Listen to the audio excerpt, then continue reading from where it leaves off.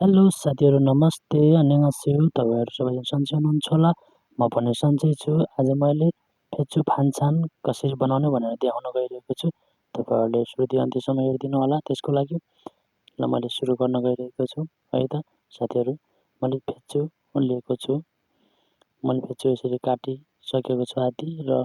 अब म सुरुमा काट्ने छु एउटा यो एक बीच भागमा चिरा बनाउने दुई भाग बनाउने र त्यो तलको साइडको भागलाई फाल्दिने र हामीलाई चाहिने भनेको बिचको भाग मात्र हो छेउछाउको भाग चाहिँ किम्ची बनाउनलाई काम लाग्छ यसमा चाहिँ बिचको भाग मात्रै राख्नुपर्ने हुन्छ किनभने यो चाहिँ फेचु फान्चान हो यो यस्तो कटिङ गर्नुपर्छ बिचको भाग मात्र राखेको छु यसलाई मैले अब काटिसकिसके यसमा मैले अब चिनी र थोरै नुन राख्दिन्छु र किम्चीमा चाहिँ के हुन्छ नुन मात्र राख्नुपर्छ भने नुन मात्रामा भिजाउनुपर्छ भने यसमा चाहिँ चिनी र नुनमा मजाले यसलाई चलाएर भिजाउनुपर्ने हुन्छ राख्नुपर्ने हुन्छ 15-20 मिनेट जति यसरी मजाले थिचेर राख्नुपर्छ थिच पारेर राख्नुपर्ने हुन्छ थोरै यसमा क्यारोट र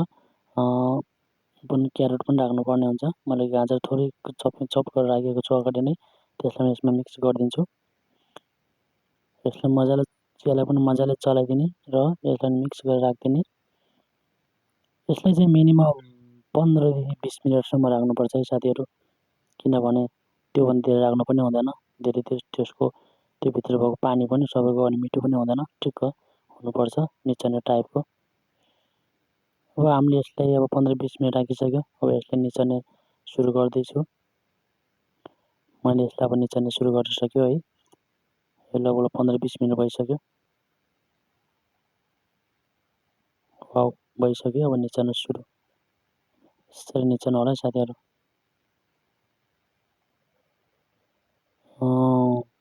गाह्रो छ नि निचाउनलाई फेरि कोरियन फान्चान चाहिँ सबै निचाउनु पर्ने के जुनसुकै फान्चान बनाओस् तर मजाले निचोरेर बनाउनु पर्ने फान्चान चाहिँ साइड डिस चाहिँ यसको नाम हो साथीहरू फेचु फान्चान तपाईहरुले किम्ची खानु भएकै छ होला तर फेचु फान्चान खानु भएको छैन होला र बनाउनु भएको पनि छैन होला बनाउने तरिका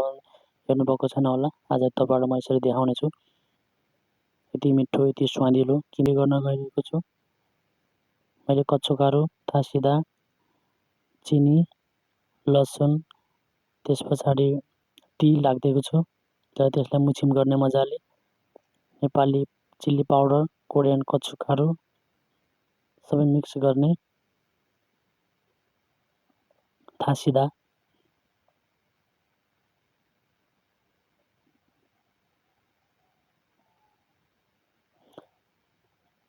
मैले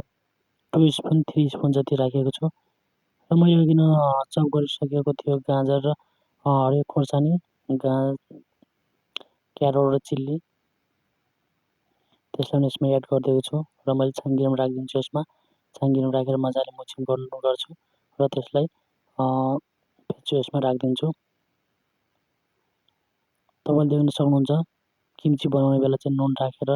या मजाले भिजाउनु पर्छ भने यसमा चिनी र नुन राखेर हल्का भिजाउनु पर्छ र त्यसलाई 2-3 घण्टा राख्नु पर्छ भने यसलाई चाहिँ 15-20 मिनेट राखे हुन्छ यसमा चाहिँ धेरै पानी जानु हुँदैन त्यो त्यसमा भएको पानी त्यसमै उनिदिनु पर्छ र त्यसको फ्लेभर आउनु पर्ने हुन्छ लास्टमा तपाईले देख्न सक्नुहुन्छ मैले अब त्यसलाई अब फेचुले यसमा एड गरिदिन्छु मसला रेडी भइसक्यो यतिको हुनुपर्छ गलेको हुनुपर्छ गल्यो भने सबै ठाउँमा लाग्न सबै ठाउँमा लाग्छ र मैले त्यसलाई अब एड गरिसकेँ तपाईले देख्न सक्नुहुन्छ यसरी मजाले मुछिम गर्ने कलर पनि राम्रो निस्केको छ तर म यसलाई टेस्ट पनि गर्छु तपाईहरु पनि यसरी बनाउन प्रयास गर्नु होला मिठो एकदम स्वादिलो एकदम बेस्ट फान्चान हो बेस्ट साइड डिस फेचु साइड डिस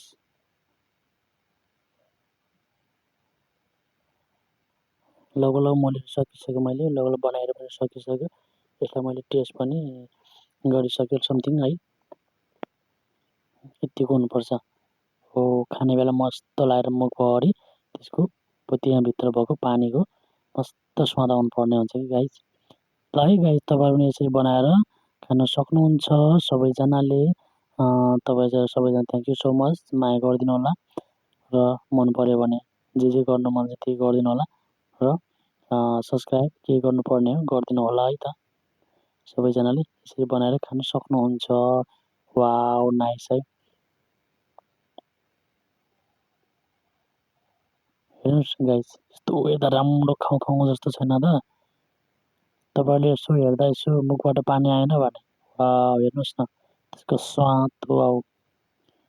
मैले टेस्ट गरेको एकदम बेस्ट छ। तयारी भइसक्यो, मैले एउटा बाउलमा राखिसकेँ। यसको कलर हेर्नुहोस् गाइस, हो त्यो छ नि पानी हो त्यो चाहिँ स्वाद आउनुपर्छ क्या। खाने बेला मस्त गरम गरम लगाएर साइडमा एउटा मिक्चु साइडमा बेर होइन ट्याक्क राखेर खाँदा क्या आनन्द आउँछ क्या। ल तपाईँलाई सबैजना धेरै धेरै धन्यवाद, राम्रोसँग बस्नु होला र माया गरिदिनु होला सबैजनाले, साथ सपोर्ट दिनु होला